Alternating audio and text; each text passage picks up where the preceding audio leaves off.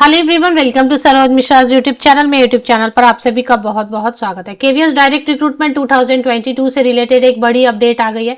इस बार जो direct recruitment हो रहे हैं इसमें इतनी ज्यादा प्रॉब्लम्स है, इतने ज्यादा इश्यूज है, मुझे नहीं लग रहा है इसके पहले इतने इश्यूज केंद्रीय विद्यालय संगठन के रिक्रूटमेंट में आए होंगे। तो आज फिर एक बड़ी अपडेट 28 अक्टूबर 2023 28 अक्टूबर 2023 की डेट पर एक बड़ी अपडेट फिर से आ गई है कि कुछ पदों पर जो है अभी भी कोर्ट केस लगा हुआ है और ज्वाइनिंग तभी होगी जब ये कोर्ट केस का मैटर रिजॉल्व होगा। तो देख लेते हैं कि कौन कौन से पोस्ट पर अभी भी कोर्ट केस चल रहे हैं और इनकी ज्वाइनिंग जो है वो तभी हो पाएगी जब ये कोर्ट केस का मैटर क्लियर होगा। तो कौन कौन से पोस्ट हैं पूरी डिटेल आगे वीडियो में चेक कर लेते हैं। तो ये ऑफिशियल वेबसाइट पे सबसे पहले आपको चले आना है, अनाउंसमेंट सेक्शन में आपको मिल जाएगा 28 अक्टूबर की डेट से। तो कुछ समझ नहीं आया, मैंने इसको डाउनलोड किया कि ये तो आ गए रिजल्ट, तो फिर ये क्या आया है। तो रिजल्ट आने के बाद 28 अक्टूबर की डेट से क्या आया, तो इसलिए मैंने डाउनलोड किया तो देखा कुछ अलग सा नोटिस है। इसमें क्या लिखा है समझते हैं। केंद्रीय विद्यालय संगठन provisionally selected candidate for the post of post graduate teacher all subject PGT all subject assistant section officer ASO वाली जो पोस्ट है, senior secretariat assistant and junior secretariat assistant direct recruitment 2022 के लिए। तो कोर्ट केस का mention किया हुआ है पॉइंट नंबर 2 में, तो वो पढ़ेंगे समझेंगे। पहले पॉइंट 1 में क्या लिखा है वो समझ लेते हैं। पॉइंट 2 में जो है ना पूरी डिटेल है कि कौन कौन से कोर्ट केसेस हैं, कौन कौन सी पोस्ट पे। तो पॉइंट 1 पहले पढ़ लेते हैं। All the list of selected candidate for the post of post graduate teacher all subject ASO SSA and JSA uploaded on KVS website are provisional and subject to verification of eligibility criteria, that is educational qualification, experience, caste certificate etc. as per the advertisement।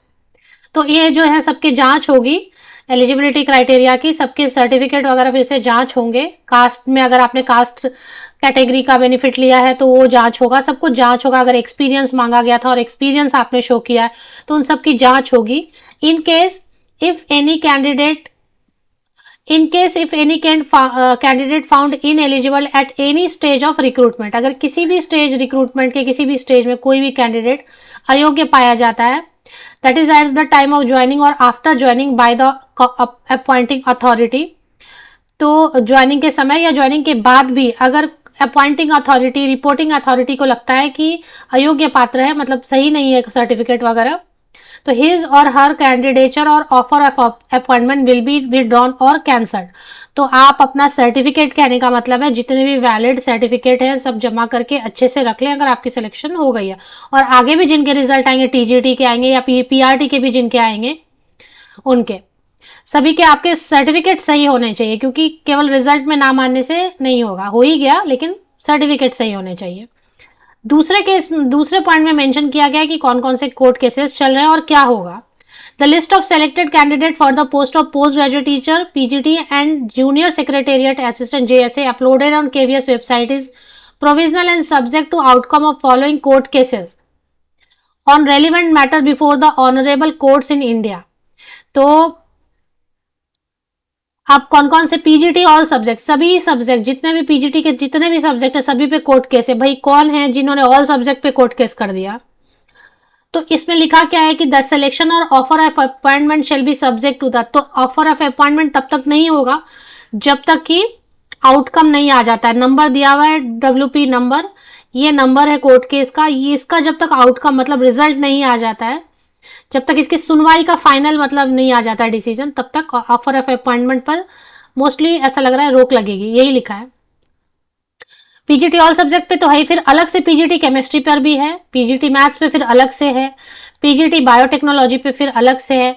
तो एक एक subject का तो समझ में आता है, लेकिन ऑल सब्जेक्ट पर किसने कोर्ट केस कर दिया और क्यों कर दिया, अब ये देखें फिर मैटर क्लियर होगा। और तो इन सब में वही लिखा है कि सिलेक्शन या ऑफर ऑफ अपॉइंटमेंट तभी देंगे जबकि रिजल्ट जो है जो भी कोर्ट में सुनवाई चल रही है उस कोर्ट केस का रिजल्ट आएगा तभी।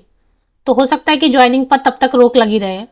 और जूनियर सेक्रेटेरिएट असिस्टेंट की पोस्ट पर भी है। अब टीजीटी के रिजल्ट नहीं आए, टीजीटी का रिजल्ट निकाल के वो भी उस पर भी लिख देंगे कि भाई हमने रिजल्ट तो निकाल दिया, लेकिन आपके सिलेक्शन या ऑफर लेटर तभी मिलेंगे जब आपको ये कोर्ट केस है, ये कोर्ट केस क्लियर हो जाएगा, तब आपको ज्वाइनिंग लेटर देंगे।